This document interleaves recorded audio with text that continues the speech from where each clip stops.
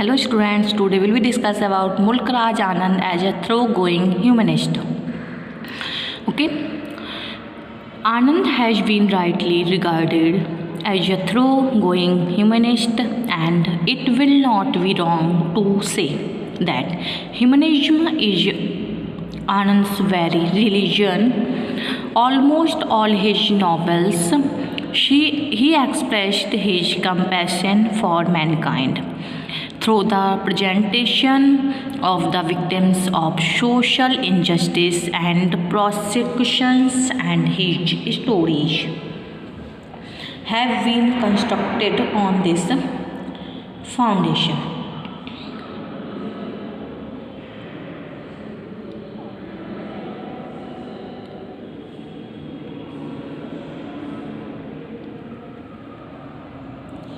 Okay. In this first novel, Untouchable, he has operated the whole Hindu society to unfold the age-old suffering of the poor oppressed untouchables.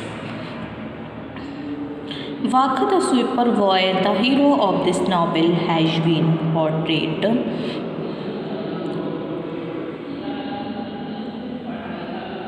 with great sympathy and arouses a great resentment against the caste system prevailing in the whole country. To be more precise, he has expressed the views of Gandhi on untouchability. Though they have been given very briefly, Vakha has become the representative of the whole class of the untouchables. So is the story of untouchables have been transformed into touchables. So is the story of Munnu in the Coolie, who undergoes terrible experiences. Anand goes on writing with the same feelings for the downtrodden sections of Indian society. But it is not worthy that his humanism is confined only to his own country, and so they have a very limited range. They are fit in the peculiar conditions prevailing in India, and his humanism cannot be therefore regarded as universal. Okay.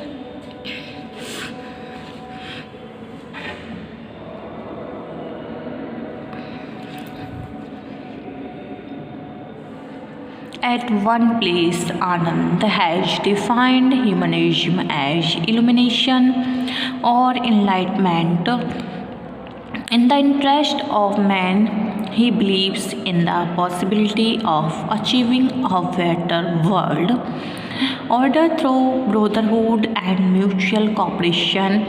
He is firm that the highest reality in the world is man himself, and every man of every class is entitled to the same rights and opportunities as other class of society, and there is no room of any narrow consideration for any class or consuming. At the same time, it is also noteworthy that in his novels all these ideas and beliefs have not been clearly dealt with.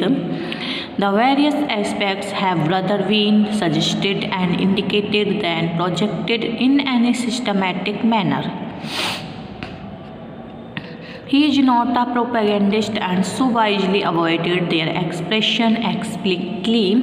Anand has always regarded art and literature as the instrument of humanism, and that a creative artist should have an ardent love for human beings, especially the downtrodden. His humanism was the outcome of the synthesis of the West knowledge and traditions.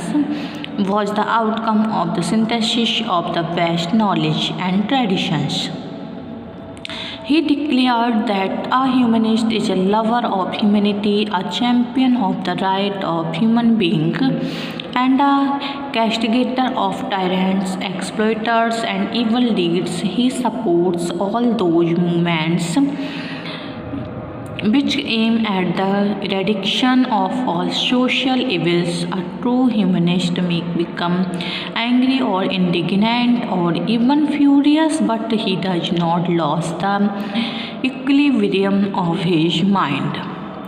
Nor does he ever allow himself to be a propagandist, otherwise, there is a danger of his coming into conflict with literature.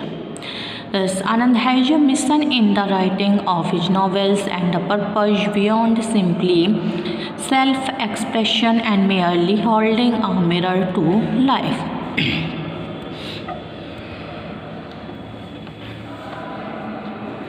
Anand always thought himself to be one the million of human beings who are the part of this terrible but beautiful world. It was because of his profound interest in human welfare that he came near to Marxism. He found a greater appeal in the ethics of socialism, ideas but did not identify himself with communism. His humanism was of liberal kind, which prevented him from committing himself a completing communist. He himself described his attitude as one of the comprehensive historical humanism. So his novels are not intellectual in the sense in which Huxley's novels. His novels remind us of Dickens, who had always been prompted by his sympathy for the downtrodden members of society. In all his novels, we find a criticism of one or the other social evil, and thus he felt himself inspired by his humanitarian zeal. This is why he successfully exposes the oppression to which certain class of society has been subjected since its past. Dickens' exposure of all these evils led to a lot of reform in English social conditions, and Anand was certainly the novelist of this same tradition. His passion and sympathy for humanity are boundless, and therefore, being a cultured person, he does not become financial and imbalanced in his opposition to evil and injustice.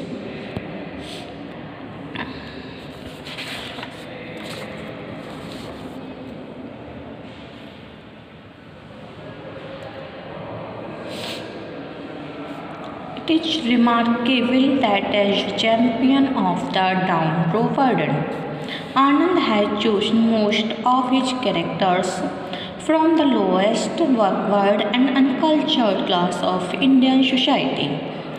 They are not able to speak even their own mother tongue properly, so to make them speak in beautiful English would have been quite unnatural. Vakha, Rakha, Munnu, and others speaking in English would have been simply ridiculous. They are better and natural only when they used their own unlettered type of language with the use of words like ove and such others. So it is not surprising that in the rebuking words of Lakha for his sons, the words of Indian context have been literally translated into English. Particularly in the use of abuses, they have been written in English script and look like naturalized English words. The words like Vangi, Chandal, and such others seem to be quite natural in their context. The hue and cry that Gulab raises at the sight of Sohini is the best example. Arri which this is the beautiful mixture of Indianism with English script. The phrases like there is something black in the pulse. Why do you eat my head?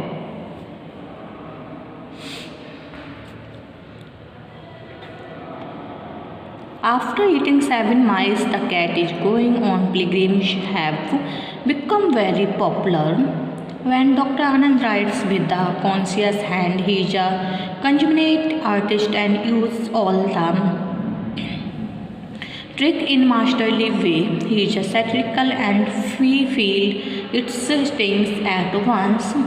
Often he is ironical and we feel pity for the victims as we see Vidvaka enjoying jellyfish, but this is short-lived and soon he has to undergo the greatest humiliations. Farcical situations are also there as we see during the hockey match, which changes into the field of battle, the abuse of the wife of the Ramcharan. He can tickle us to laughter and move us to tears at the same time. All these things have been used by Mulkraj Anand as a way which it is difficult to imitate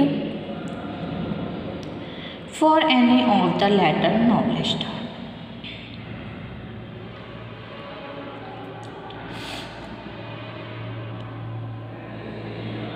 Thus his style is simple and forceful and become unique in itself.